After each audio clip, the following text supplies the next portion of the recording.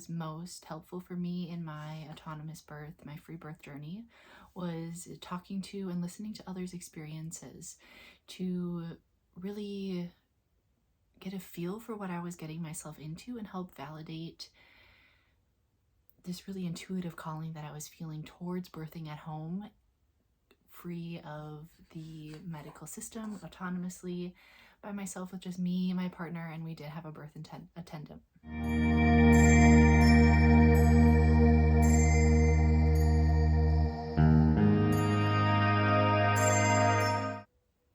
Hi, my name is Taylor Cezanne. If you're new here, I am an energy healer as well as a childbirth educator, fertility specialist, and a birth doula. I just have this affinity to everything related to women's health, specifically surrounding the womb, and really view that as our seat of power as women. And today I want to share my free birth story at 42 weeks, 3 days. So a little beyond what the medical system would allow for a natural birth to occur. As I mentioned, this experience I really learned from speaking with others who had birth autonomously and gained a lot of confidence in myself, because it is going to bring up some of your fears and anxieties around birth. And I know birth by the book well, but everyone's experience is so different. So while this was the best choice for me, intuitively I felt into that and I knew that, it may not be the best choice for everyone, and I totally acknowledge that.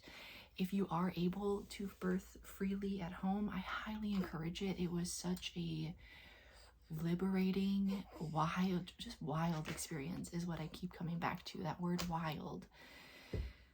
And yeah, so here we go. I'm gonna try to make it through this video. So my daughter Lilith Mary was born on March 4th. Oh my. And for me, I started a birth journal.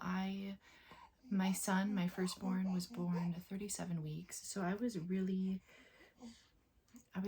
pretty set that this baby was going to come early and that it was going to come quickly. That's just not so much what I intuitively felt, but what I was told, that the second baby comes earlier, it comes faster. And that wasn't the case for me at all. She was born at 42 weeks and 3 days. But I started to notice the shift of consciousness and my awareness into really this like in-between realm of normal reality, which we all typically are living in, and birth world, labor land, if you will, whatever you choose to call it. But for me, that started to happen in early January. I kept a journal where I just really wrote down all of my experiences leading up to this birth. And as my due date came to pass, the anxiety really started to build. So I guess before I get into that, I should say that I throughout my pregnancy, I worked with the conventional medical system. So I was seeing an obstetric doctor. I was extremely sick early on and throughout my entire pregnancy. And so for me, early on, I had to go to the ER. So that kind of just put me into the system right away, and then wanting to make sure that the baby was healthy as a result of me really not being able to keep much food or water down throughout the duration of this pregnancy. If you have watched my Conscious Conception, you know that the spirit of Lilith had been with me for years, really since the conception of my son 4 years ago. So I had a connection with this soul, this little being that would come to reside in my body. And that connection, I think, also helped give me the confidence in my choice of free birth. She would often speak to me through little like visions or premonitions, and so far they've all come to fruition. So that's really special and just a beautiful connection that I think we share. So for me, I think it was around 30 weeks when I started having pretty regular Braxton Hicks, and sometimes it would get a little more,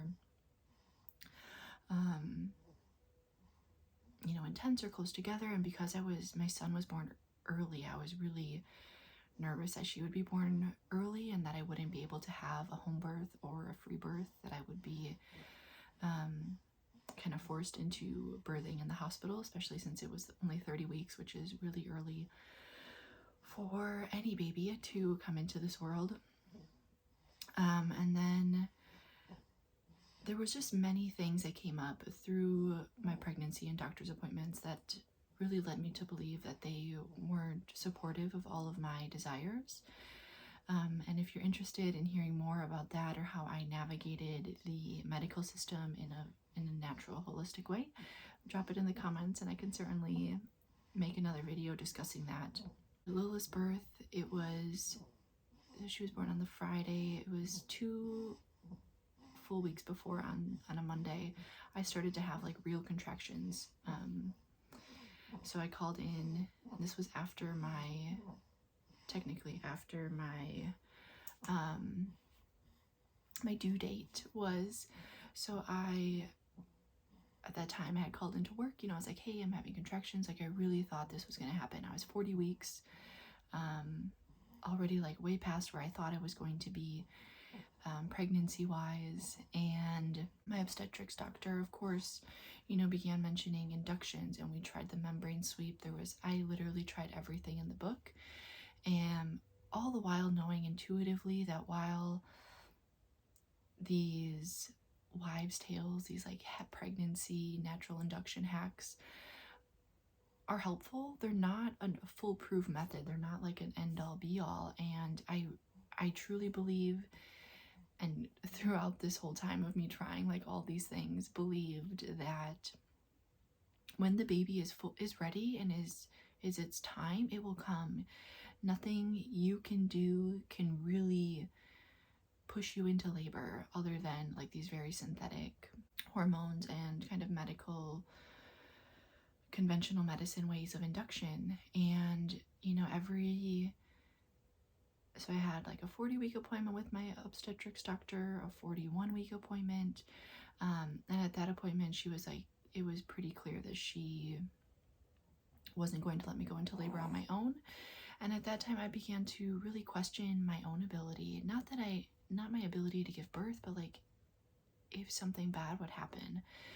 There is a small statistic, I don't have the numbers in front of me right now, where when we go past, there's a higher chance of stillbirth, of the baby being born not alive. That wasn't a fear that I had. I knew that wasn't going to happen. She was moving, her heart rate was great. My health, even though I was very sick, was overall very good. My blood pressure, everything, there wasn't really a medical reason for induction other than this relatively arbitrary timeline that had been set. Although like my baby's health and my health were in perfect condition, but from the doctors, from my family, from everyone, I just started to feel this pressure to give birth, that it needed to happen now, or something terrible was going to happen. Part of what I really held on to throughout this experience was that this birth experience was going to allow us to really break the cycles of generational trauma, shame, infertility, and loss that has been experienced in my feminine, maternal line. And I was really having to come up to face that. It was the Wednesday before she was born. We were supposed to go in at it was 5 in the morning for the induction. And I had called that Monday and Tuesday trying to get information. As a childbirth educator, I know that there are several ways that they can work with induction, and I wanted to know what their plan was, because I hadn't had a chance to discuss it with my doctor, and I wanted to know what their plan was with my body. I've assisted many births, or attended many births with Pitocin as the primary induction method, and have seen firsthand just how challenging it is for those women to give birth in the way that they desired because of this synthetic hormone. And I just really, when I sat with it and really, you know, like tried to decide what was best for me and what was best for my baby, every cell in my body just constantly would like, just was rejecting this idea of the induction.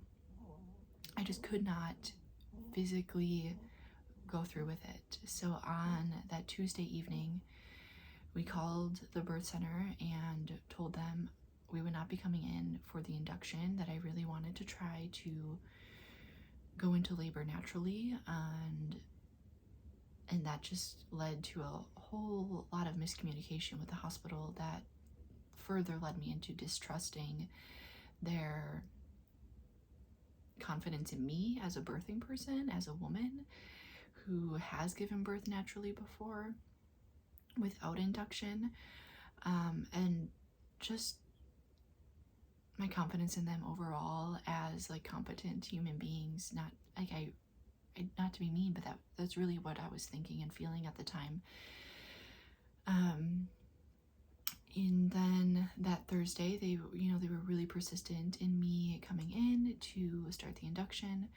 And that Thursday is when I started really going into early labor.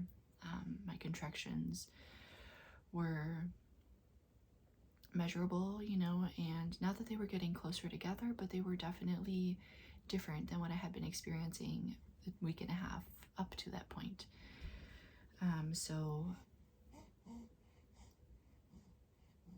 trying to remember. So it was that I remember being so nervous to go to sleep that day because I didn't want the contractions to stop as they had been previously. So I had my birth attendant come, and we discussed it, and they were at a timeable point. So typically about 10 minutes, sometimes 5 minutes apart. Not increasing in intensity, but they were, I definitely needed to breathe and kind of go inward through them. Not that I was so disconnected from what was going on around me and the people around me, or like totally disconnected in that way, but that they were real contractions that were happening. And throughout the night they did continue, typically around 10-13 minutes. I really wasn't watching the clock. I was trying to sleep, not knowing when active labor was really going to kick in. So there was about a day where I was in early labor, and throughout that morning I woke up and I just was tired. I was exhausted. My son was, of course he needs some of my energy and my attention as well. And my plan was to have him present throughout the birth. That was something we had discussed with him. And, that morning I was like, hey buddy, like, how do you feel about going to Gigi's house and playing today with her? So thankfully my mom was able to take him. So she was able to take him throughout the day, which I was really grateful for. I realized once active labor kind of started early, not early-ish, but like mid-Friday morning, that I wasn't going to be able to give my attention to labor that was needed, as well as my son. And being that it was just going to be me, my partner, and my birth attendant, there was no way that we would, it just wasn't feasible. And I'm grateful for how everything went. So it was around 11:30 in the morning Friday that the birth attendant came, and I sat on the ball for a while, kind of trying to keep things moving. I was really feeling pretty tired from not having slept well the night before. So I sat on the birth ball. I would walk around my house standing, definitely brought stronger contractions. And then I think it was probably around 3 p.m. that active labor was really, so it was around 3 p.m. that active labor was really taking place.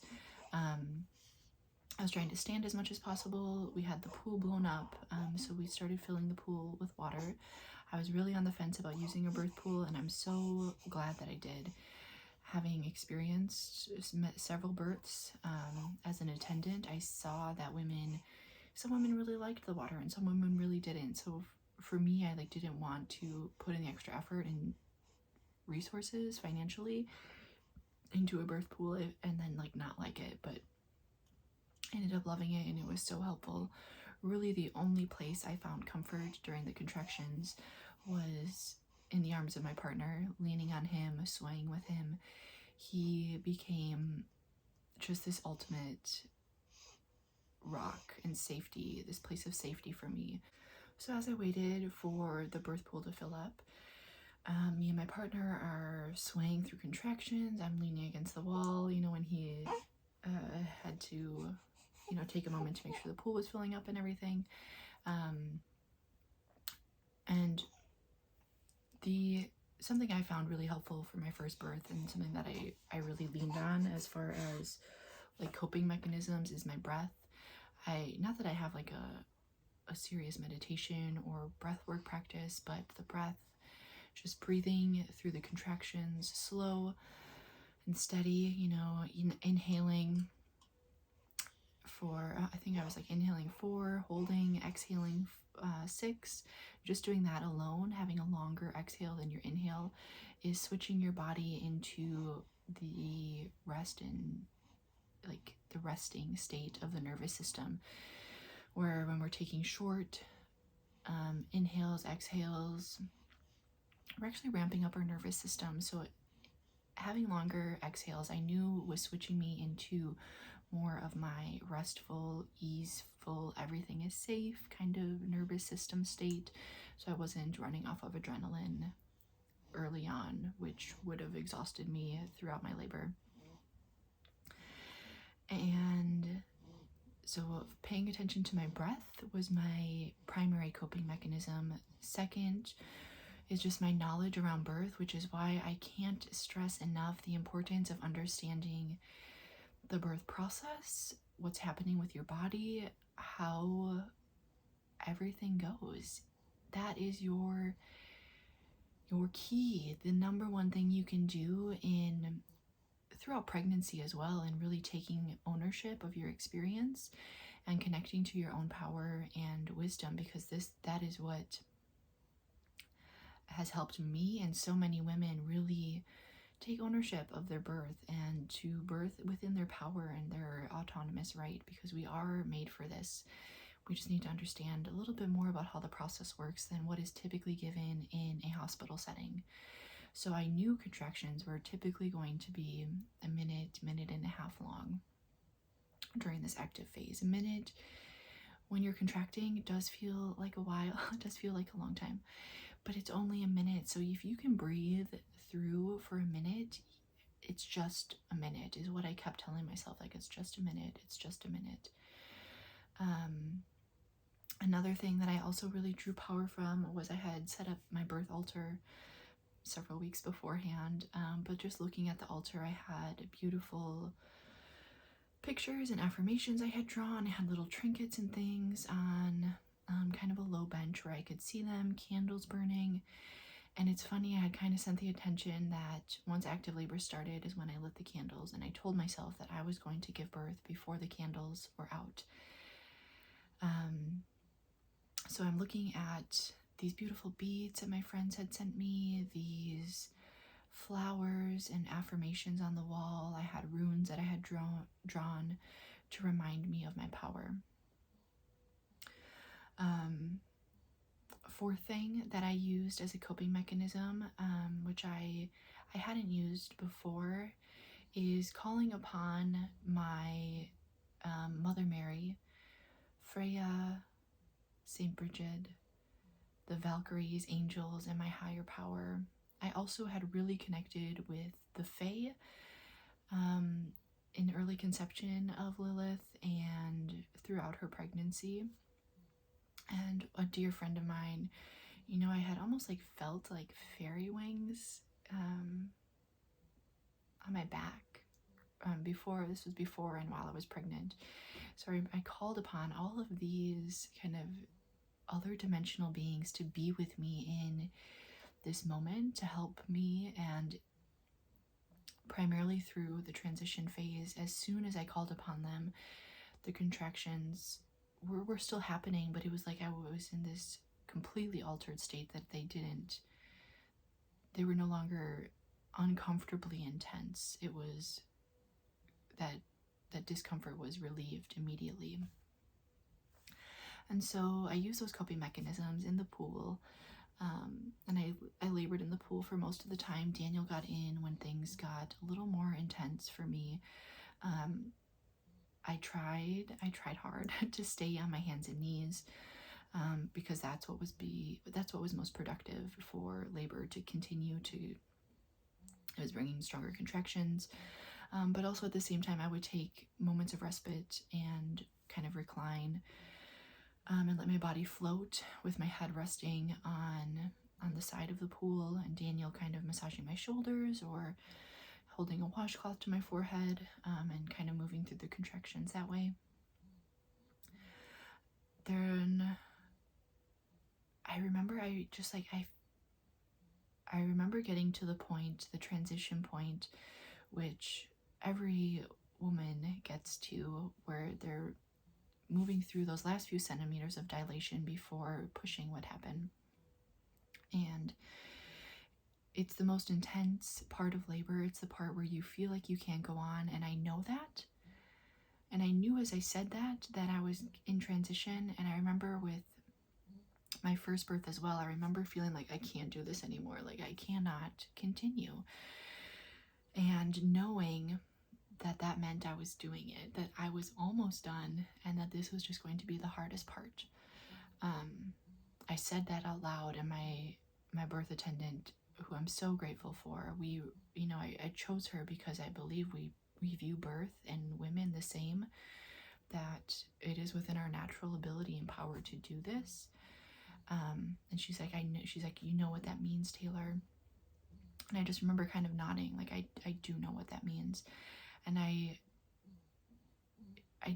time gets so fuzzy in labor, but it was soon after that I needed to pee, and I was trying to pee and just like let it go in the pool. Like there was no problem with peeing in the pool. I like wasn't against that, but I just like physically couldn't for some reason. But in the back of my mind, I was also thinking the toilet is a great place for laboring. Just kind of naturally our pelvic floor and the muscles down there just naturally relax, because we've kind of trained ourselves to relax and go to the bathroom on the toilet. So I was okay with that. Like I was like, okay, so maybe that's a good idea. There was also the birth pool started leaking, so they needed to fix that because it was dripping into our basement. And I was trying to not like get wrapped up in that, but it was a thought in my mind. So I get to the bathroom, which was really just a couple steps over from where I had the birth place set up. I sit down, I'm able to pee, and then it's like, as soon as my bladder emptied, really, really intense contractions, and they weren't fading. They were just like, it was one strong ass contraction that did not go away. And my birth attendant was trying to help Daniel like get things cleaned up. They were trying to transfer over, get fresh water into the pool.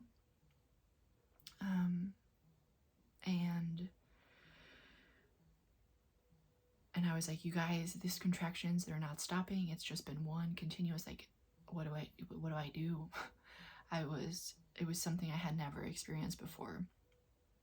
And my birth attendant was like, I think we should get back in the pool if that's your plan. Otherwise, I think she said this, like, there's a good chance you're going to have this baby on the toilet, or at least that's where my head was. So I was able to get back in the pool, and there was a good 2 hours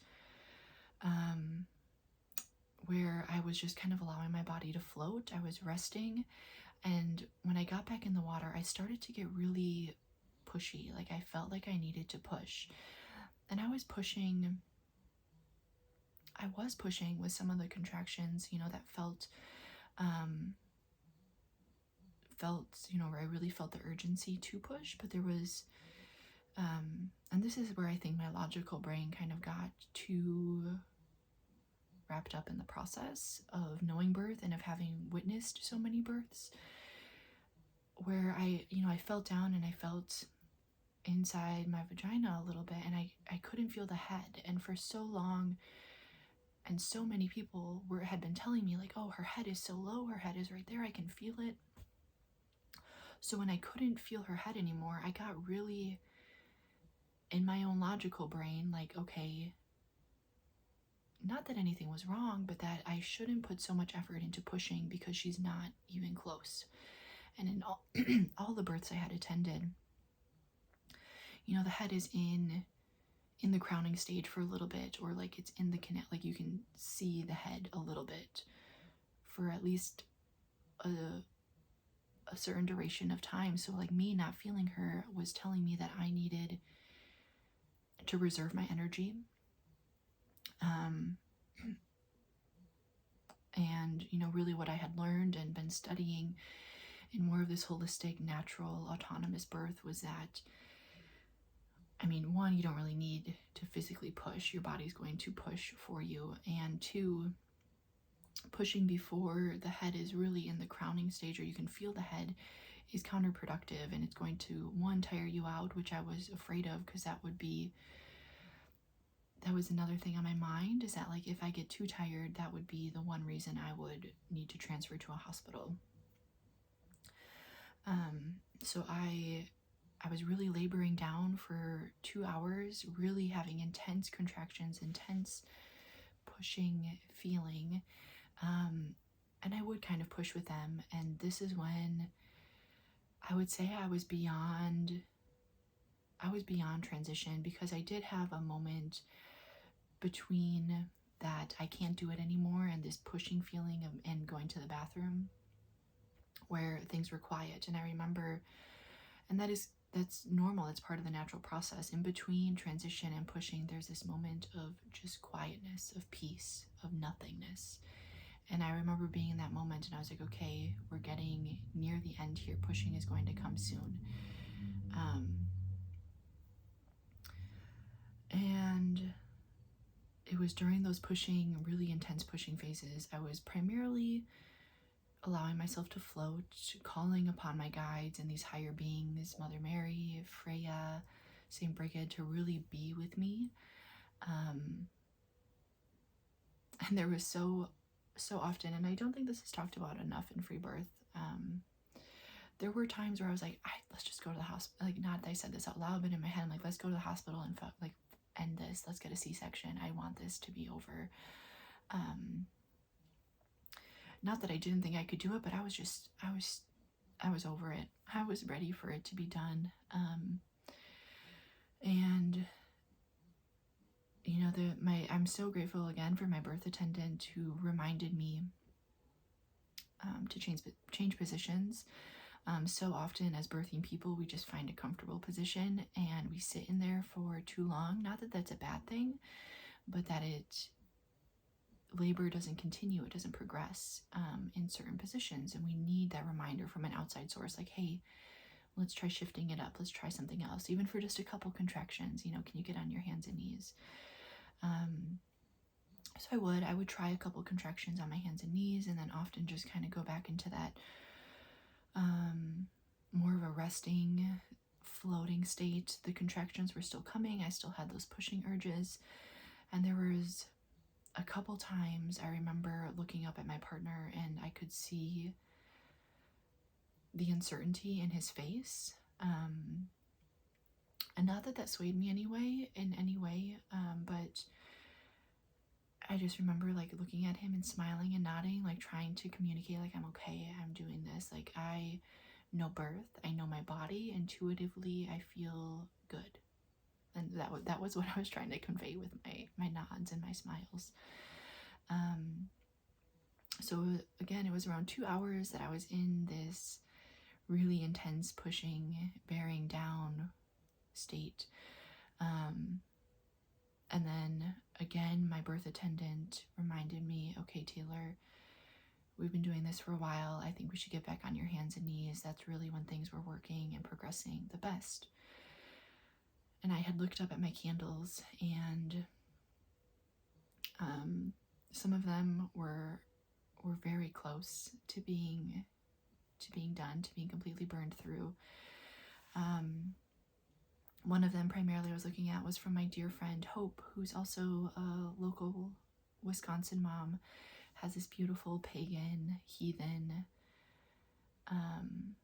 handmade products and like jewelry and just beautiful homemade things. I'll tag her shop below, but I had bought a candle from her, this beautiful golden beeswax candle, and that one was getting close, and I was like, okay, Taylor, we got to get this over with. And I had that adrenaline burst out all of a sudden, and I was ready.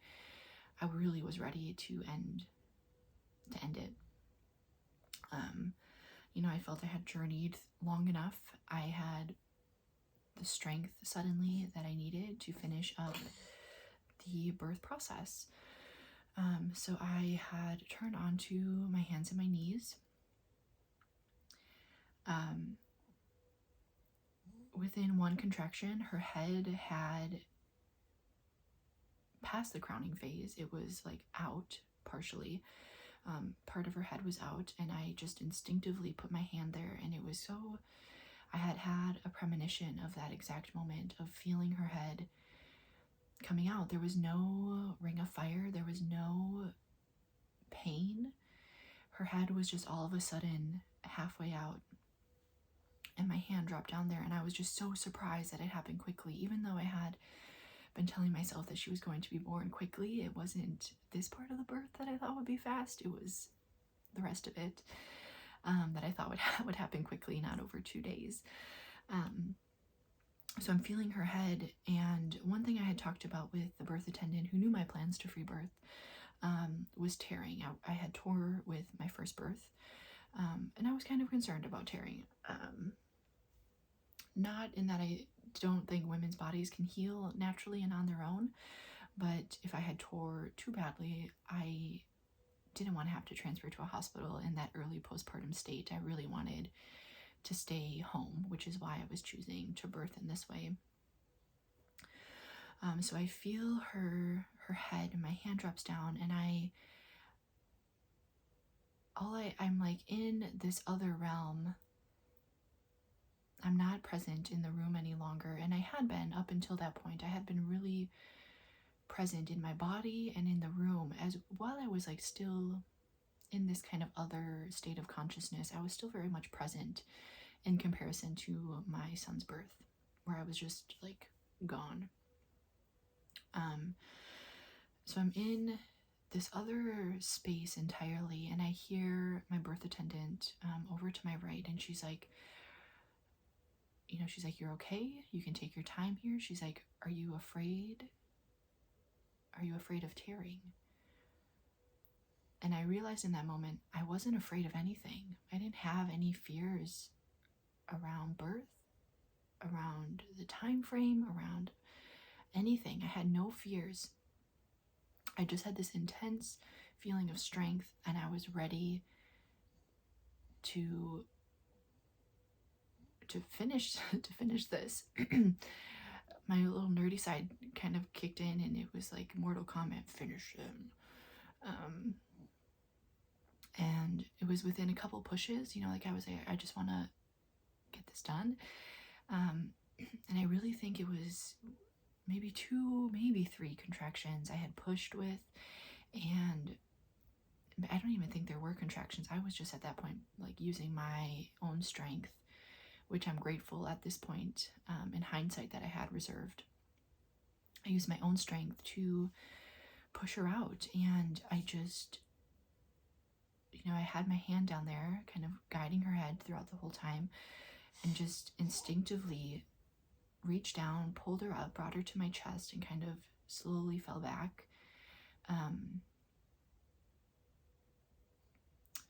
Rewind just a little bit. So as I went on my hands and knees, I had flipped over onto my hands and knees, and I had this sudden urge to stand up. I needed to stand up. I just it was beyond comprehensive or anything. It was just this total body takeover. I was like, I need to stand.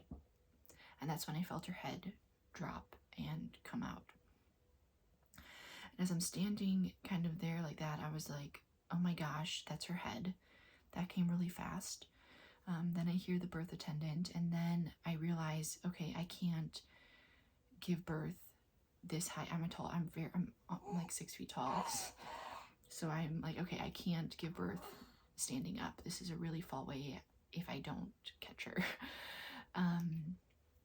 So and that's when I come down onto one knee.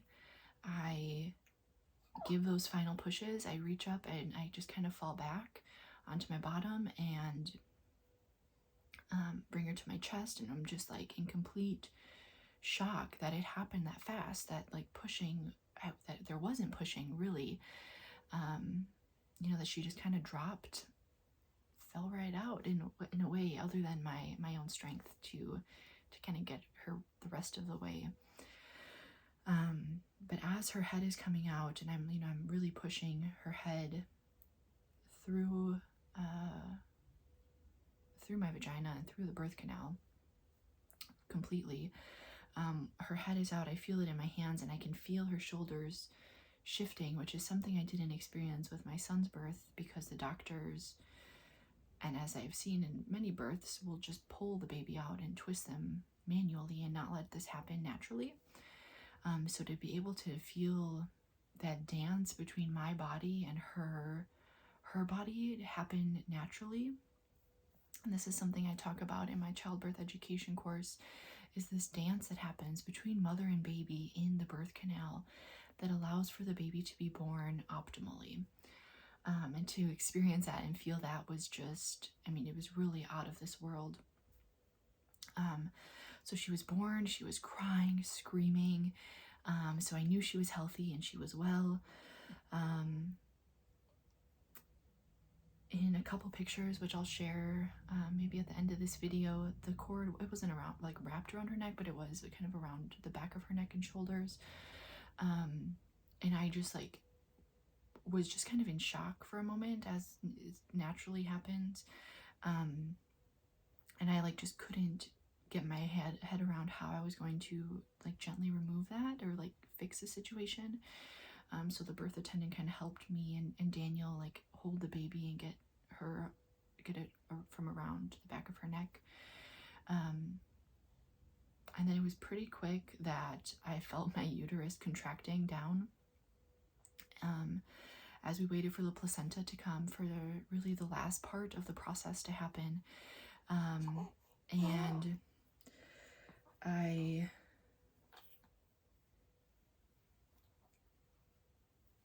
it was maybe a half hour that we had her, it was a half hour that we were connected still. She was connected through the umbilical cord to the placenta. And at that point, it was pretty white and it was no longer pulsing. So I just felt this need to disconnect her so I could just move more freely.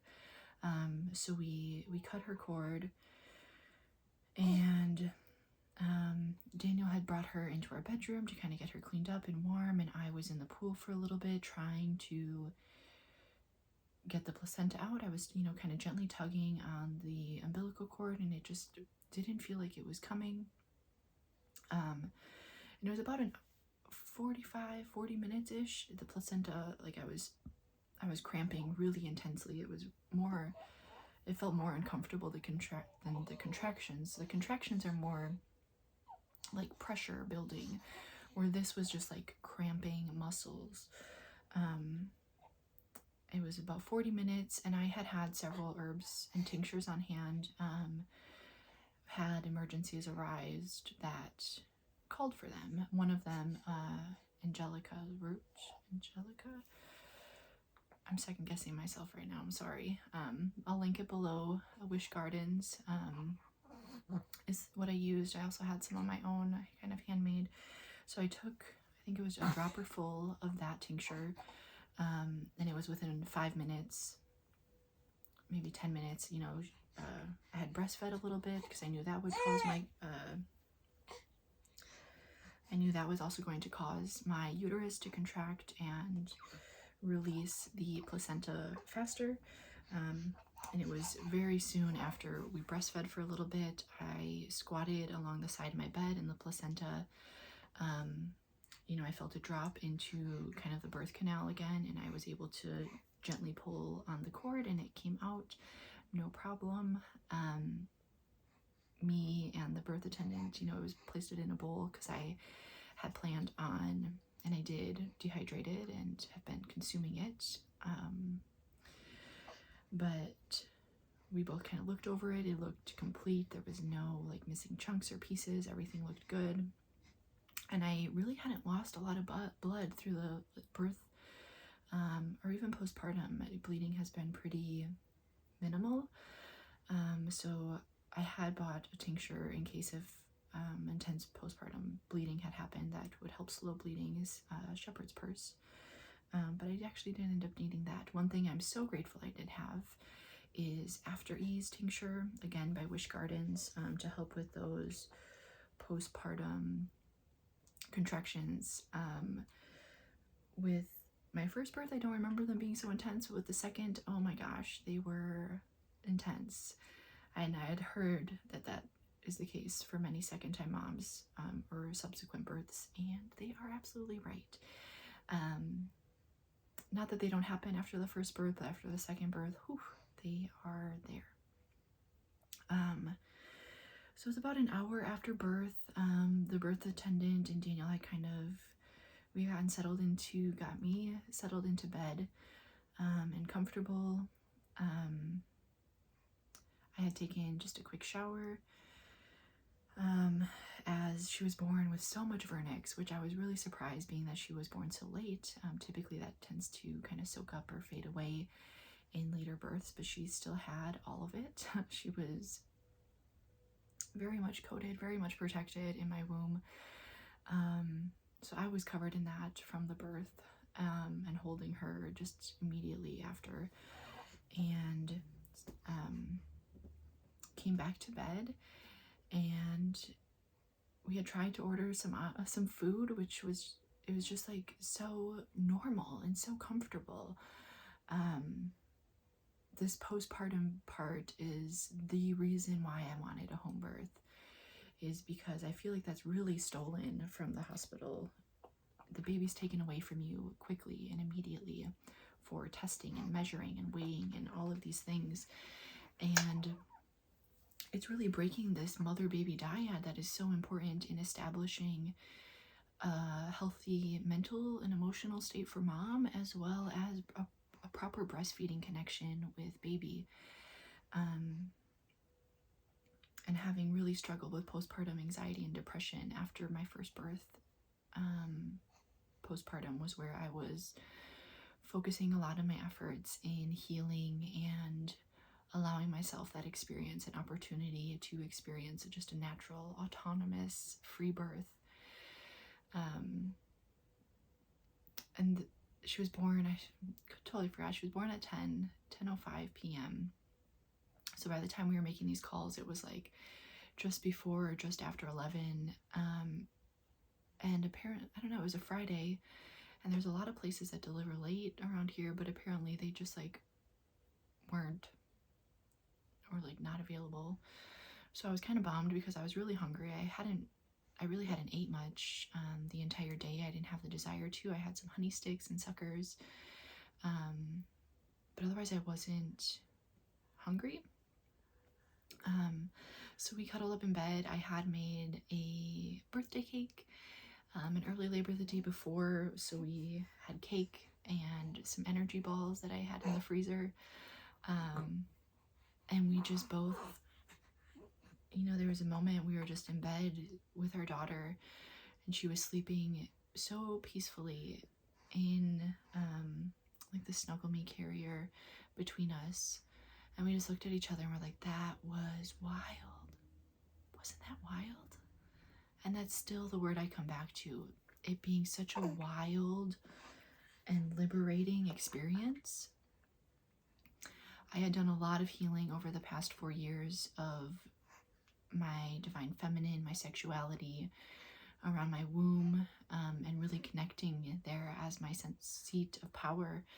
And to have this experience was just the ultimate, I think, completion in that healing cycle. And I really do feel like we birthed a new timeline for ourselves, that my daughter will be free of this shame and struggles that have really plagued my maternal line up until me.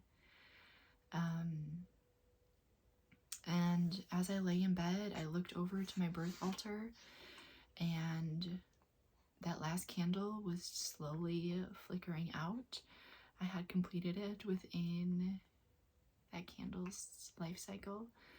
And it just felt so good. And you know, immediately my partner was like, I can't believe how simple and easy that was. And he's like, you know, he's like thinking back to Oliver's birth and all the interventions that happened that didn't need to happen. You know, he's like, why does the medical system do that? Why do they take away these opportunities for natural labor and for connection that happens in postpartum? So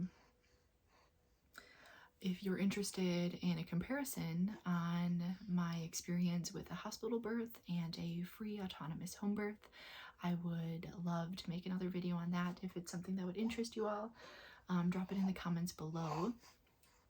I also think I'll be making a video on discussing placenta. I am a certified in encapsulating placentas. It's not something I did with my first, but I'm finding great benefits in consuming it this time. So I'd love to share my experience with placenta consumption and just kind of the dehydrating process. Yeah, so that was the birth of Lilith Mary. And I think the biggest difference is I can look back on this birth experience, and when you are informed of all of your choices, and when you're the one making the choices from a place of being informed, feeling informed, being connected with your intuition and deciding what's best for you from that place of internal authority, that's what makes a positive birth experience. Even if you have the epidural, C-section, all the interventions, if you know what you're getting yourself into and your intuition says that's what's best, that's going to be a positive birth experience. For me, this is exactly what my intuition needed to have this beautiful positive birth experience that I can still look back on to this day. It's been 2 weeks exactly now that I can look back on and be and feel so good about, feel so just empowered, strong, free, and wild. And that is what autonomous free birth has allowed me to do, allowed me to accomplish. You know, it's allowed me just this really healthy, powerful experience. So any questions you guys have, I'd love to hear from you. Drop them in the comments below. I'd love to talk more about this, as I think all free birthers are just so enthusiastic and ready to talk about it. I think one takeaway I really hope to impart on all of you is not only to listen to your intuition, but to not let timelines or arbitrary dates really force your hand or force your decisions. That by listening to your intuition, by really following what feels best to you, that sometimes the best things and the most beautiful, wild, magical things take more time than our logical, rational brains allow for. That's something you can apply to life outside of birth, but I think specifically around birth, we get really tied into these due dates and timelines that are arbitrary in a spiritual sense. So thank you so much for listening, and I really am so excited and honored to share this experience and story with you. So always sending you love, and I can't wait to hear.